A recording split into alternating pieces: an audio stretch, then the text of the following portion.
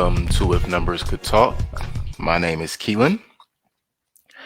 Here at If Numbers Could Talk, we'll be going over a lot of different things that are number related, mostly sports. We are a part of the Thinkering group. You can find us over at thinkering.space. Over at thinkering.space, you'll also find Thinkering Talks, the Exofathom podcast, and the newly added Plank Talks with Joe. Please also visit our website, check out our merchandise, leave us a comment, give us some ideas of things you would like to hear us talk about or things you would like to hear us go over. We are more than excited to be here for you and more than excited to be here with you. Today's episode of If Numbers Could Talk will be about two guys that I think had amazing careers, no matter what anyone says in regards to their longevity, their amount of playing time, how much they were limited.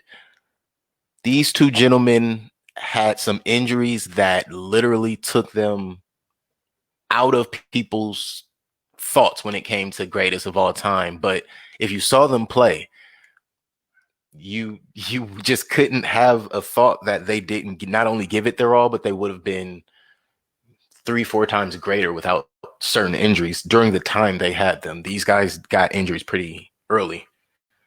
And the two gentlemen I'm talking about is Grant Hill and Tracy McGrady. Grant Hill, known to some as G Money, to others as Mr. Nice, right? And then you have T-Mac, known as the Big Sleep, real name Tracy McGrady. And if you ask me, the Big Sleep might be a little bit of an insult, but hey, the guy was amazing. And if you ever watched him play, you know there's no questions. Now let's get into some things really quick. When we list stats here, we're going to be listing everything from the points to the rebounds, to the assists, to the steals, to the blocks, and the turnovers. How many times you gave up the ball will hurt against you in this discussion because it is a part of the numbers. And here at If Numbers Can Talk, we're not too much worried about your emotion. We are only worried about the numbers, and the numbers will tell you, or the numbers will sway an opinion out of you, and it will 1000% give you an idea of who these people were beyond what we can see. So let's give it a beginning here. We have Grant Hill, who he had 18 seasons, 18 solid seasons that were still stricken with injury.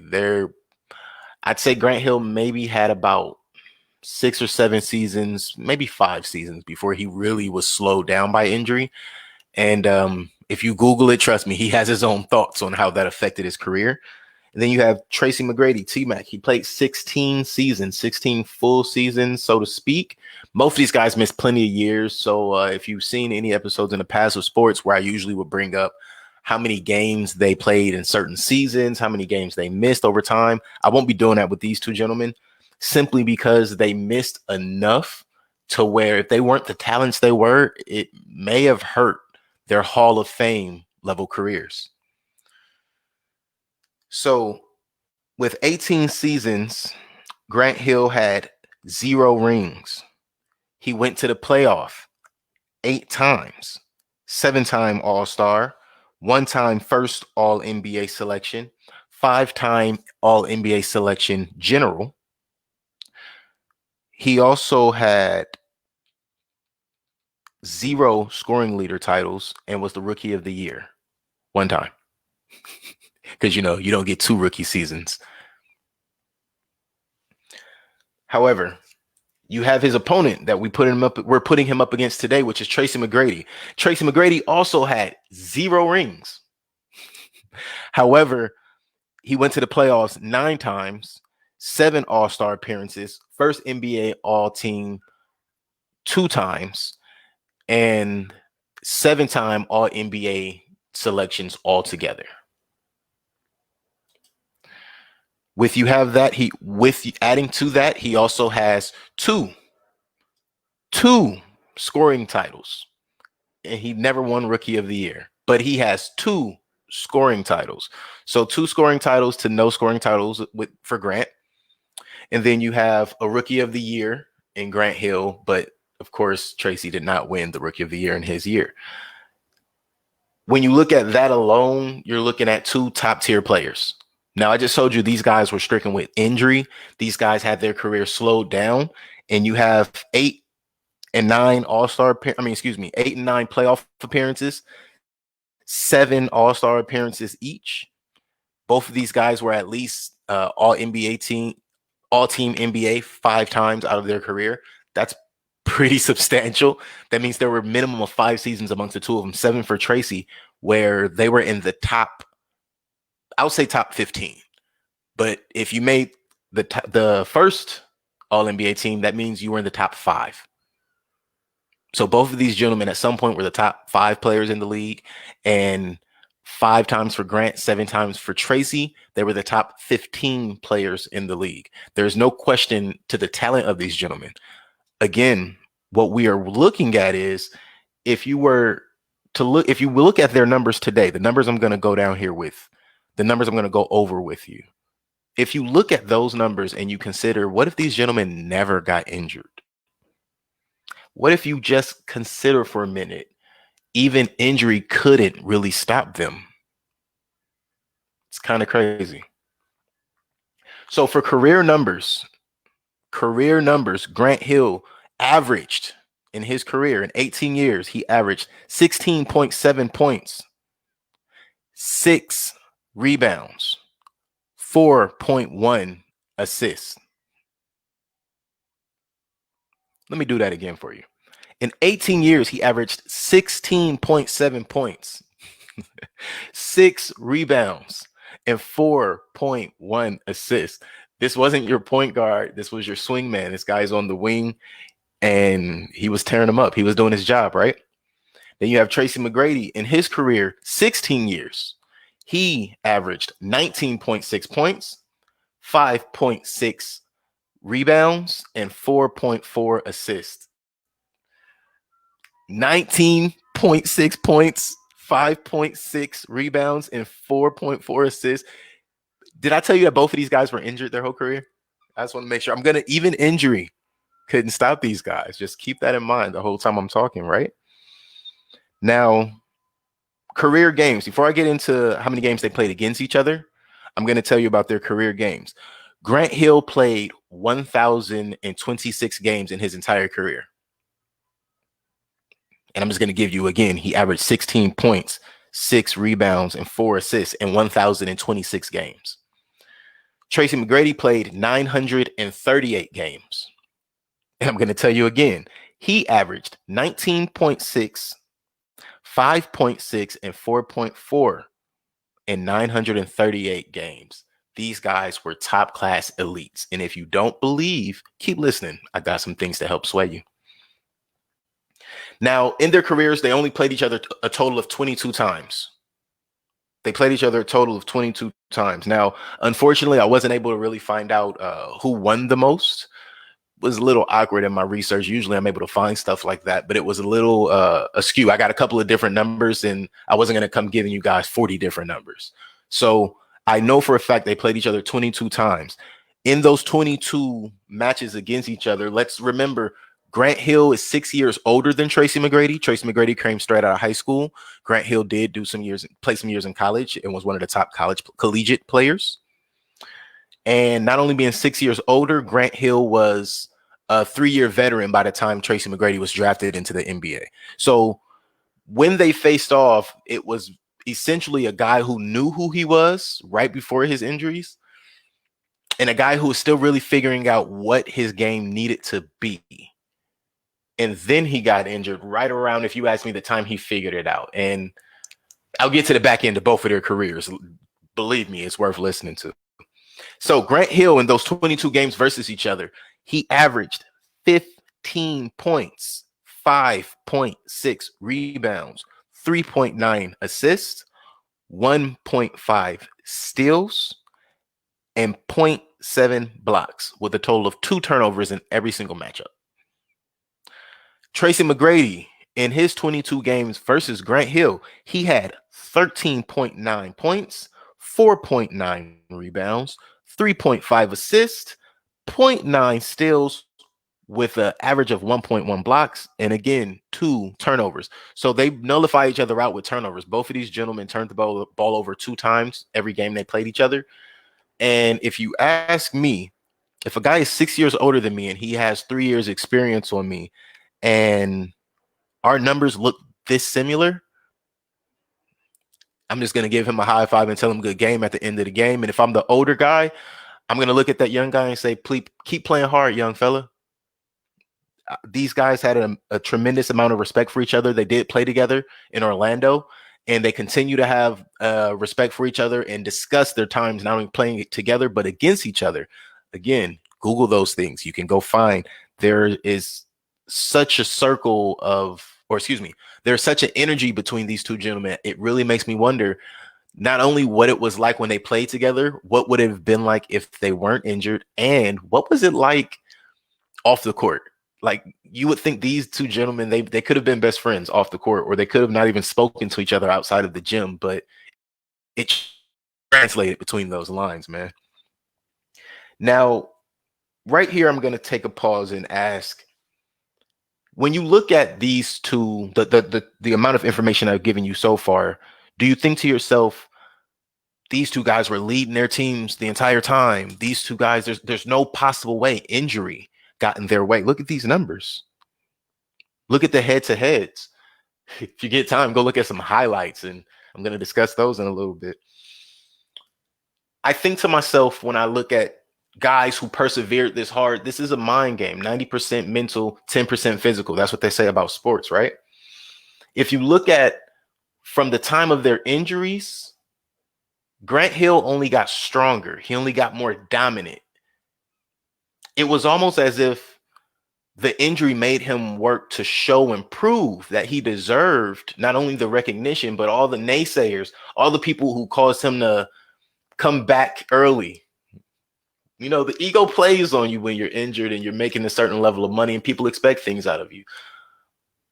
If they hadn't pushed him, if he hadn't come back earlier, 16 points for a career could be nothing to him. He could have averaged 26. Allen Iverson did. He could have averaged, Lord knows. What if, right? But injuries couldn't stop him from accomplishing 18 solid years of entertainment. The guy was 37 years old, jumping from with 2 feet, 1 foot inside the lane, catching body contact, punching it through, and looking at you, trying to figure out, why did you jump with me? Don't you know who I am? Tracy McGrady, same. He was in his 13th, 14th year, still jumping over you. And that's the thing about these two gentlemen. Grant was going to go through you. He was going to go around you and give you on the ground. He's going to give you a lot of finesse, but it's going to be strong power finesse. Tracy, however, it was just pretty smooth, silky, easy breezy. He's going over top of you. You don't have to worry about Tracy McGrady going through you. He's going over top of you. Oh, you made contact. You think you're going to stop me? Here's another 3 feet for you. And then I'm going to punch it through. Grant Hill, oh, you can go over top of me all you want to. You can get high. Oh, you're going to get high. Oh, I'm going to punch the ball through your chest. These are two guys that were hurt the majority of their careers. If you look at the years, Grant Hill had a severe ankle injury that he came back early. He pushed through 3 rounds of the playoffs, if I remember correctly. They made it all the way to the conference finals. But by the end of that playoff series, his ankle was destroyed. You saw flashes, but you never quite saw that Grant Hill again. Tracy McGrady, it was a flurry of, this year it's a shoulder, this year it's an ankle, this year it's a back spasm, this year it's a knee. Unfortunately, as I said, these two gentlemen, they were stricken with injuries, but their accomplishments will never, ever validate the type of things people say about, oh, you're going to get injured and you're not going to be able to do it the way you did before. Well, these guys told you they did it better. They became consummate professionals, and I'm sitting here talking about them today because it was so impressive. if you were to argue and say that they weren't great, you clearly didn't watch or you don't have access to YouTube at minimum. Now, let's talk about these gentlemen's best seasons. The best season for certain stats, right? So for Grant Hill, his best point season, he averaged 25.8. That was the year 2000. For Tracy McGrady, his best points season, he averaged 32.1 in 2003. Now, in case you guys don't know, in 2000, the Lakers, Kobe and Shaq won. In 2003, the Lakers, Kobe and Shaq won. There were some heavy hitters out there. These guys weren't out there just torching the grocery man. They were torching ball players. Assists per game. Grant Hill averaged 7.3 assists in 1997. Tracy McGrady averaged 6.5 assists in the year of 2007. And if you remember Tracy McGrady in the year of 2007, whew. And I also want to note that both of these gentlemen don't get enough credit for their passing prowess. I'd put them both right behind LeBron. And when it comes to wing passer, Tracy might have been that guy before we knew who LeBron was. I'm not sure I can really talk it as much as I could show it. But there was a lot of wraparound passes and 1-2, if you know what I mean. The guy was amazing. And Grant just made beeline. Like those things looked like John Elway coming out of the pocket. It just came at you. However, let's get to steals, right? Now, in their matchups against one another, it shows that Grant Hill had the stealing edge. He had the ball hawks edge, right? But in 1997, he averaged 1.8 steals. Grant Hill did. And in 2005, Tracy McGrady averaged 1.7 steals. So in their both of their best years, they were pretty even in their best years when it comes to steals. Blocks. Grant Hill averaged 0.9 blocks. That is his highest block average in the year of 1995. Tracy McGrady averaged 1.9 blocks in the year of 2000. So when you look at that, you automatically understand that what I said a moment ago, Grant's going to go through you. So he can pretty much take the ball because he's going to overpower you in different situations. Tracy's length and his athletic ability to soar, if you want to say it that way, right? It took a precedence in multiple areas of his game. There was a few blocks where I'm sorry. There were a few blocks where he might have goaltended, but I think the ref was so impressed. It was like, hey, give him that one. Just let it go. Don't worry about it, you know? That tells me a bit more, not just about the players off the court, but the men off the court. You have to have a certain level of respect coming from the officials if everybody in Sports Nation is going to look and say, hey, wait, I'm not too sure about that. But the official is like, I'm not questioning it. We can make a list of that one day, right? Now, those are their best seasons. Now, the craziest thing when you think about a best season is they're scattered. So it's not, they had the best overall stats in every category in one particular season. We were simply going over their best year in one particular category. Now, we're going to go from there and go straight to playoffs. You know why? They say playoffs is a different type of a game. A lot of you've heard it time and time again. Season doesn't matter. Playoffs is where it counts. If you make it to the playoffs, that's where the dogs come out. That's where the fight starts. They say some people hold their energy. Some people are saving their energy until those finals 16 to 32 games, I believe. Yeah, I don't think anybody's playing all of them, but you look at that and you think to yourself, there's no way that these guys are playing 82 games to only get to these last games. But yeah, they are. See, there's a thing in sports called competition. And if it were 5 games to the championship, Everybody is going to fight tooth and nail. It's a dog fight. So playoffs matter more simply because there's more at stake. However, season does matter because without the season, you don't make it to playoffs. So you better do your best in those 82 so that you can make it, and do your best to conserve whatever little tricks you have left that you think the opponent hasn't quite game planned for. That's when you bring out your back doors and your flex plays and yada, yada, yada, yada. Actually, it's really exciting for those who follow it, right? So the best playoff years, we're going to start there. We're not going to go straight to playoff averages and percentages. No. The best playoff year in points for Grant Hill, 23.6 points in 1997. The best point per game playoff year for Tracy McGrady, 33.8 points in 2001. And boy, if you've seen him play in 2001. Rebounds per game playoffs, Grant Hill, 7.3 was his high. 1996 playoffs. Tracy McGrady, 8.2 rebounds per game in 2008.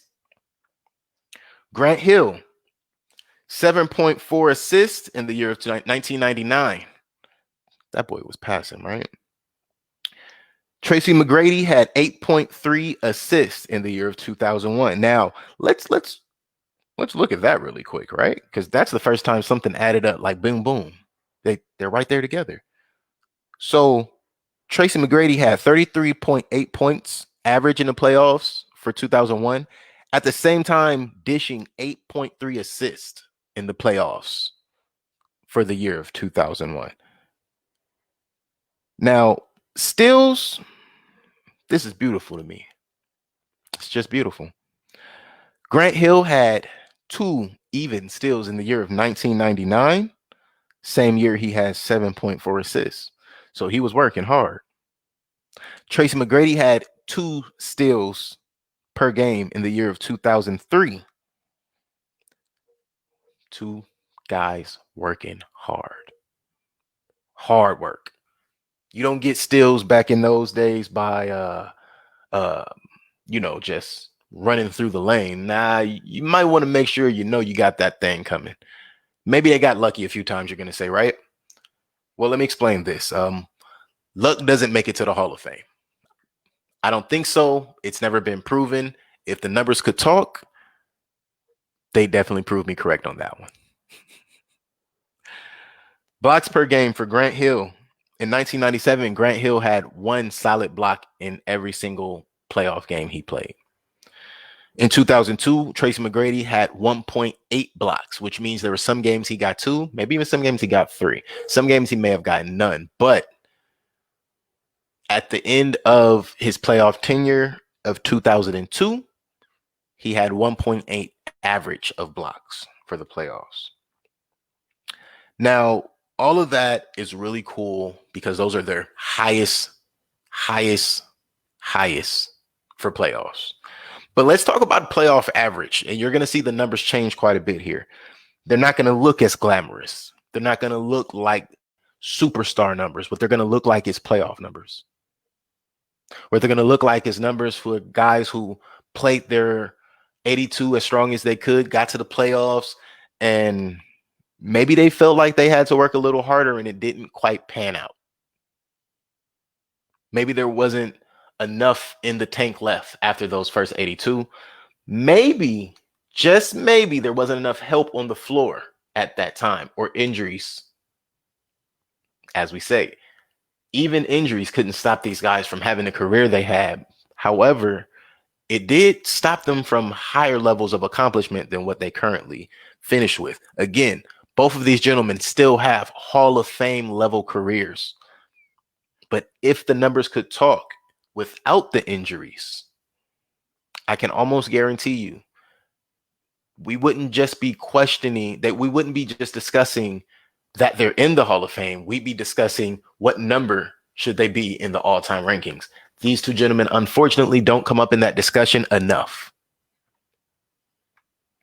In the playoffs, Grant Hill averaged for his entire playoffs of his entire career, every playoff game he ever played, he averaged 13.4 points.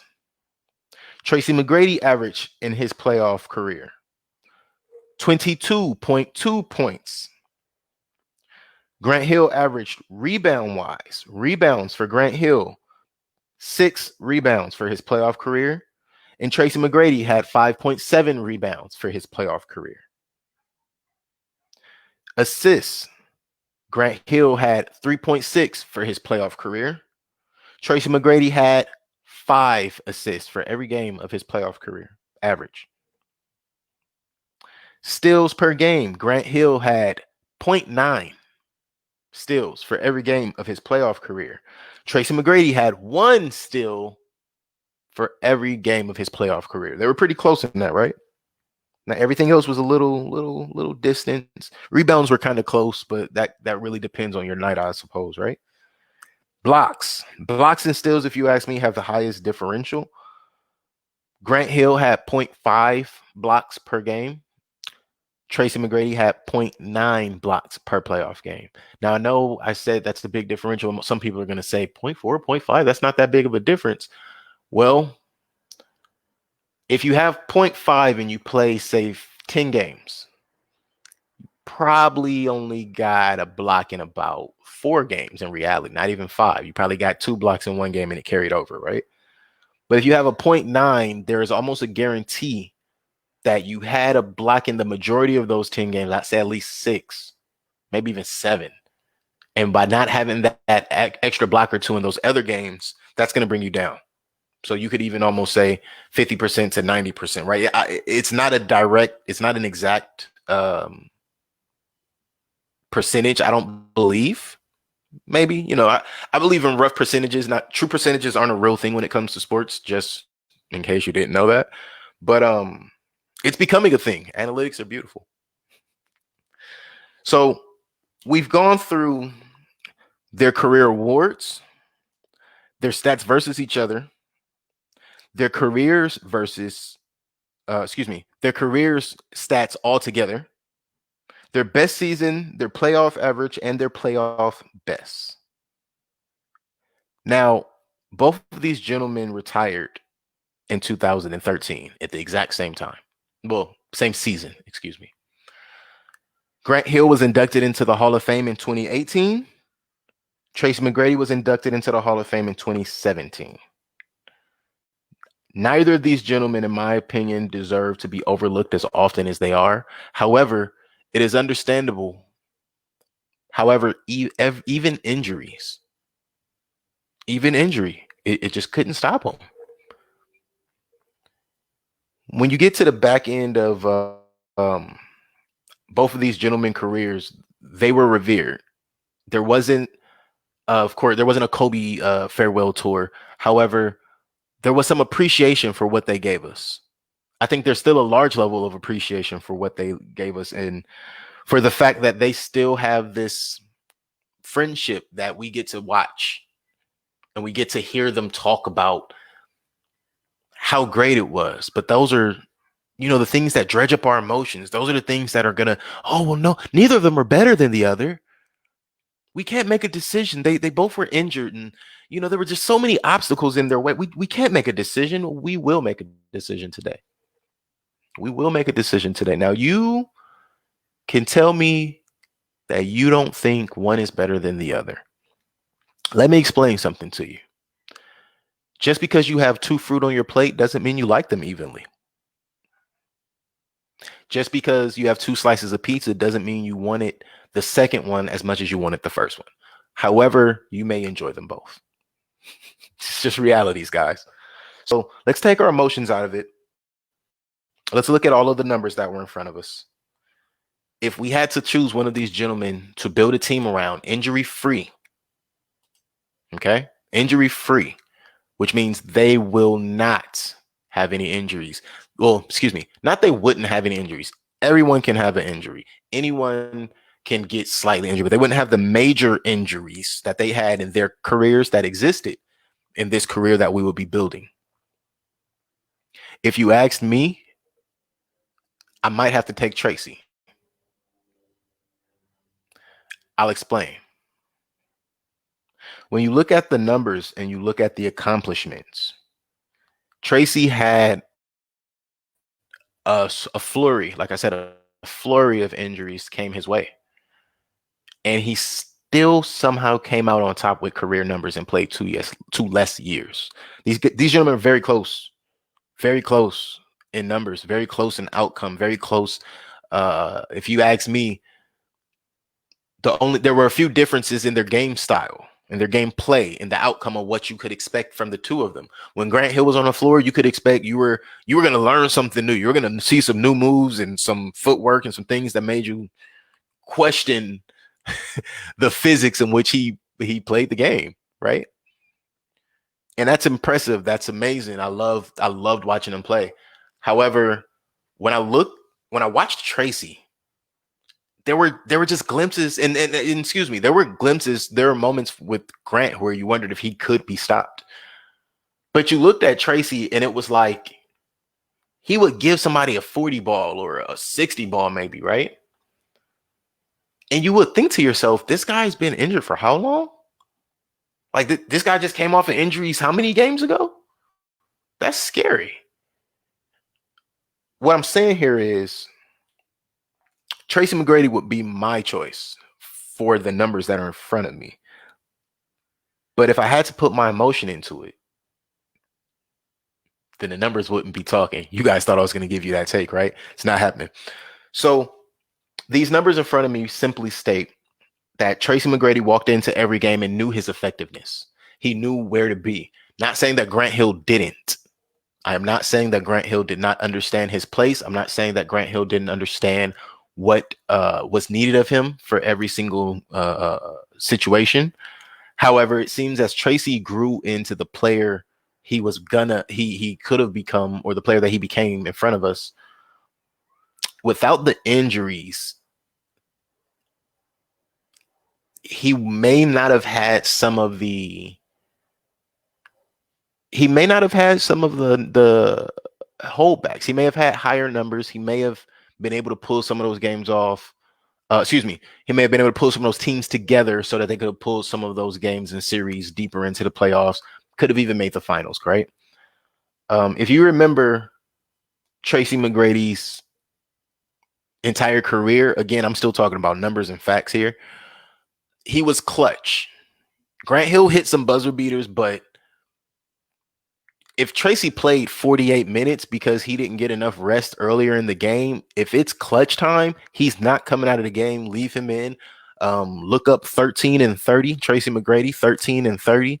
Probably the most amazing close to any NBA game you'll ever see. It'll never happen. Well, no, I don't think it'll ever happen again. And I don't think it was supposed to happen that night, but it did. And again, we're still talking about numbers and facts. 13 and 30 is a fact. And if we're being honest, every moment you think of Tracy McGrady is not only a highlight, but it is a staple highlight. I'll give you two. 2000 dunk contest. Vince Carter wasn't the only one there, remember? Who was the first person to throw the ball off the board in the middle of a game and catch it and dunk it in traffic? Not in an all-star game, in a regular game. Tracy McGrady. So we're going to look at that. We're going to take these numbers into account, and please send us some info. Send us some thoughts. Drop in the comment section. You can email us. You can visit our Instagrams. My name is Keilyn. This is If Numbers Could Talk. You will find us over at thinkring.space. You can also find us on Instagram at If Numbers Could Talk. You can also find us on Facebook at Thinkering Talks and If Numbers Could Talk on Facebook. Please check out our other podcasts, Thinkering Talks podcast, the Exofathom podcast, and Plank Talks with the Joe. Purchase some merchandise. I appreciate you guys. Much love.